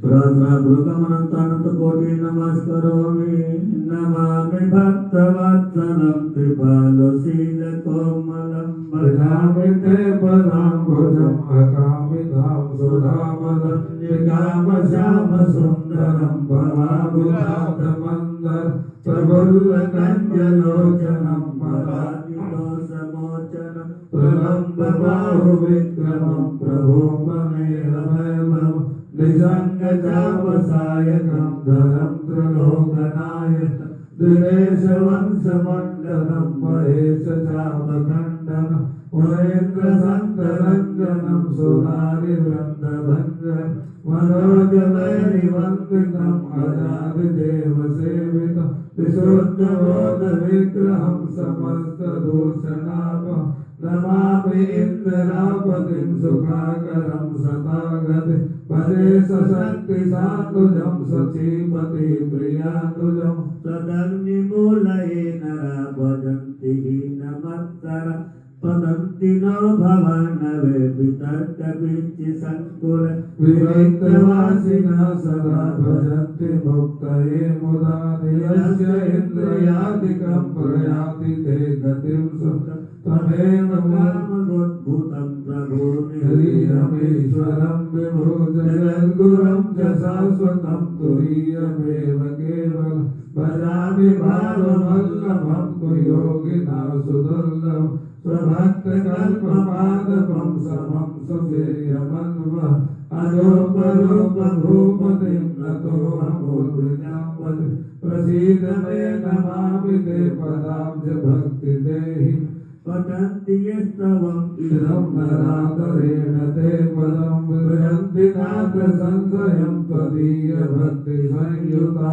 भक्तिनात्र संशयं त्वदीयभक्तिसंयुता देवाभ्यो नमः नमो नमस्ते स्फटिकप्रभाय सुश्वेतहाराय सुमङ्गलाय सुपासहस्ताय जटासनाय जलादिनाथाय नमो नमस्ते जलादिनाथाय नमो नमस्ते अपने उल्टे हाथ में रखेंगे उल्टे हाथ में रखेंगे और सीधे हाथ से 5 बार में जोड़ेंगे। हमारे जो पंचलोकपाल देवता है पंचलोकपाल देवताओं का 5 बार में आह्वान करेंगे। पहले ब्रह्मा जी का ओम ब्राह्मणं नित्यं ऐश्वर्यं चतुर्मुखं गायत्री सहितं देवं ब्रह्मयावायामि यं ब्रह्माव्यामि स्थापयामि पूजयामि नमो नमः। ओम विष्णुराटपति विष्णु शर्वत्रेस्तो विष्णु शूरसी विष्णु द्रवसी वैष्णवसी वैष्णवेत्वा विष्णुयाव्यामि स्थापयामि पूजयामि नमो नमः। ओम शिव शंकर ईशानां द्वादशोदरं ओमया सहितं देवं शिवं आवाहयामि ओम नमः शिवायाव्यामि स्थापयामि पूजयामि नमो नमः। ओम गारविंद संयुक्तं नित्यं ध्यायन्ति योगिनो कामदं मोक्षदं चैव ओंकाराय नमो नमः इति ओंकारायाव्यामि स्थापयामि पूजयामि नमो नमः। ओम श्री जदेवकी जपत्यां बहोरात्रे पार्श्वे नक्षत्राणि रूपं विष्णो व्याप्तं मायितं विकारां हम मायितं सर्वलोकां मायिताः देवलोकां देवताभ्यो अव्यामि स्थापयामि पूजयामि नमो नमः। पाद्यो पाद्यं अर्घं जलमास्पदं स्नानं समर्पयामि पंचामृतं स्नानं समर्पयामि पंचामृत स्नानं समर्पयामि उपरान्ते शुद्धोदक जलं स्नानं समर्पयामि शुद्ध जल स्नानं समर्पयामि वस्त्रान्ते वस्त्रं समर्पयामि गन्धद्वारां दुरादर्शां दत्तपुष्टां करीश्वरीं ईश्वरीं सर्वभूतानां ताम्योपदिष्टमं गन्धं समर्पयामि उपरान्ते अक्षतं समर्पयामि पुष्पान्ते पुष्पं समर्पयामि उपरान्ते यज्ञोपवीतान्ते यज्ञोपवीतं परमं पवित्रं प्रजापतये शैलं पुरुषादायुष्मन्त्रं पद्मोषभ्यं यज्ञोपवीतं परमस्तु तेज धूपं दीपं समर्पयामि उपरान्ते हस्तो प्रक्षालं महा नैवेद्यं समर्पयामि उपरान्ते ऋतुफलान्ते ऋतुफलं समर्पयामि उपरान्ते मोक्षोद्यातं ताम्बूलं भुगिफलं समर्पयामि उपरान्ते दक्षिणां समर्पयामि वृते दीक्षा प्रणोति दक्षिणां श्रद्धामाप्नोति श्रद्धा सत्यमाप्यते। हाथ जोड़ करके पंचभक्पा देवता का ध्यान करेंगे। प्रातः स्मरामि हृदिसंस्फुरदात्मतत्त्वं सञ्चेत् सुखं परमहंसगतं तुरीयं यः स्वप्नजागरसुषुप्तिमवेत्ति नित्यं तद्ब्रह्मनिष्कलमहं न च भूतसङ्गः प्रातर्भजामि मनसा वचसा गम्यं वाचो विभान्ति ग्रहेण यन्नेति नेति वचनैर्निर्मावोचं अयं देवदेवमजमाच्युतमाहुरग्रं प्रातर्नमामि मनतमसा परमार्थवर्णं पूर्णं सतातनपदं पुरुषोत्तमाख्यं यस्मिन्निदं जगदशेषमशेषमूर्तो रज्जाभुजङ्गममयूरतिभासिते प्रातः स्मरामि भवभीतिमार्तिसान्ते नारायणं गुरुप्रवाहनमर्त्यनाभं महाविभूतैरवाराणमुक्तिं चक्रायुधं तरुणवारिजपत्रनेत्रं प्रातर्भजामि मनसा वचसा चतुर्धा पादारविन्दे बलं परमस्य पुंसं नारायणस्य नरकार्णवतारणस्य पारायणप्रवणवीप्रपरायणस्य प्रातर्भजामि भजतां भयङ्करं तं प्रासर्वजन्मतितपापभयापहत्ते योगावक्रमपितां दिगजेन्द्रघोरं शोकप्रणाशनकरोति प्रसङ्कचक्रं प्रातर्भजामि भवभीतिहरं सुरेशं गङ्गाधरं वृषभवाहनं विकेशं खड्वाङ्गशूलवरदाभयहस्तमीशं संसाररोगहरमोसवमातुदीयं प्रातर्भजामि गिरिशं गिरिजादेहं सर्गास्थितिप्रलयकारणमादिदेवं विश्वेश्वरं विजितवेश्वमनोभिरामं संसाररोगहरमोसवमातुदीयं प्रातर्भजामि शिवमेकमनन्तमाद्यं वेदान्तवेद्यमनघं पुरुषं महान्तं नामाभिधेयरहितं षड्भावशून्यं संसाररोगहरमोसवमातुदीयं प्रातः समुत्थाय शिवं विचिन्त्य श्लोकात्रयं विधिनं पठन्ति ते दुर्गजातं बहुजन्मसञ्चितं हेत्वा पदं यान्ति तदेव संभ्रं चाञ्चल्यारुणलोचाञ्चितकृपां चन्द्रार्कचूडामणिं चारुस्मेरमुखं चराचरजगत् संरक्षणीं सद्पदां चञ्चं चम्पकनासिकाग्रिविलसन् मुक्तामणि रञ्जितां श्रीशैलस्थलवासिनीं भगवतीं श्रीमातरं भावये कस्तूरीतिलकञ्चितेन्दुविलसत् दुर्वासिभारस्धरिं कर्पूरस्रवमिश्रचूर्णमधियामोदन्नसत् द्विटिकां लोलापङ्गतरङ्गितैरधिकृपा सारण्यतानन्दरीं श्रीशैलस्थलवासिनीं भगवतीं श्रीमातरं माधवनीं श्रीमातरं भावये पंचलोकपादेवताभ्यो ध्यानार्थाय नमः। अब नवग्रह के लिए देंगे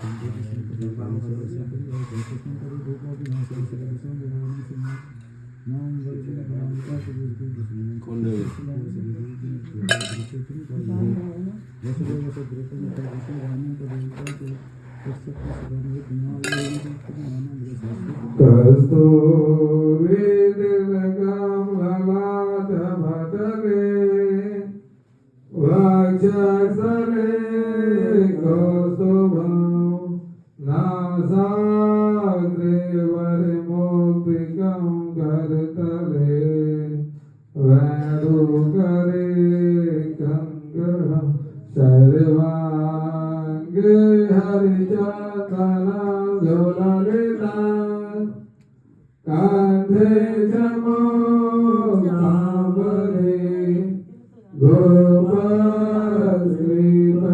गोपश्रीपरिवेष्टितो विजयते गोपालचूर्णमणि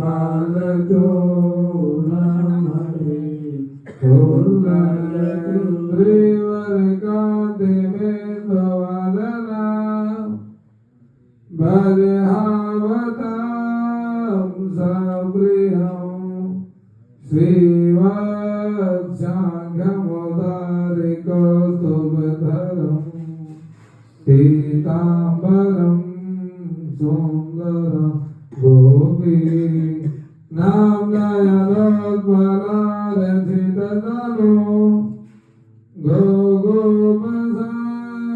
गोगोपसङ्घावृतं गोविन्दं गरुवेणुवादनपरं दिव्याङ्गभूषं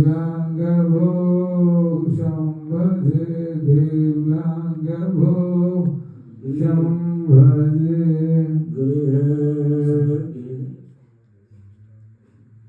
सन्नो देवी रविशनाको भवन्तु कीर्तये संजोरविस्वन्तु नः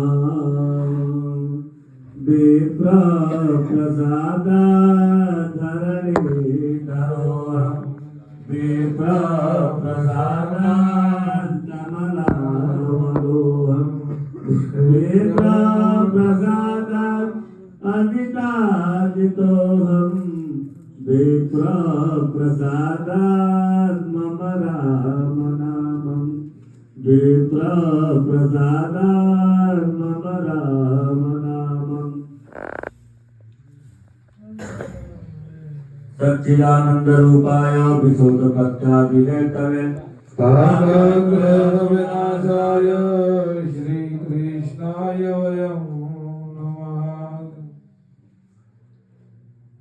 यन्त्रप्रजन्तमनुपेतमपेतकृत्यं द्वैपायनो विराकातरया जुहाव पुत्रेति तन्मयतया करवोऽभिनेतु तं सर्वभूतहृदयं मुनिमानतोऽस्मि नारायणं नमस्कृत्यं नरं चैव नरोत्तमं देवीं सरस्वतीं व्यासं ततो जयमुदीरये नाम संकीर्तनं यस्य सर्वपाप प्रणाशनं प्रणामो दुःखशमनस्तं तं नमामि हरिं परम्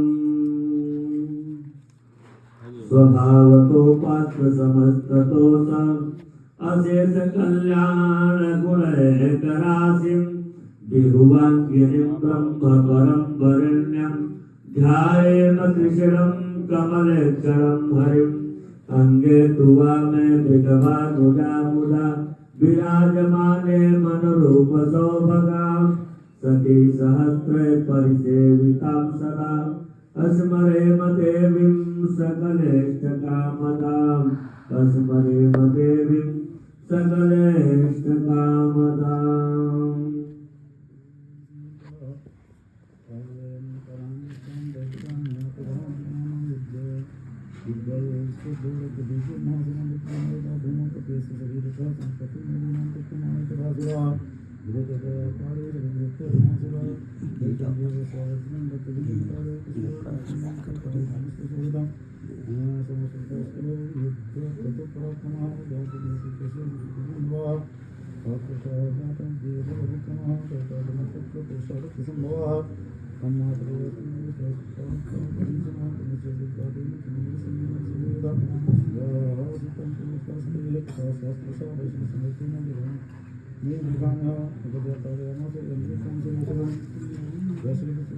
नौ ग्रहों का आवाहन करेंगे जी। पहले लेफ्ट हैंड में रखेंगे, राइट से नंबर में छोड़ेंगे।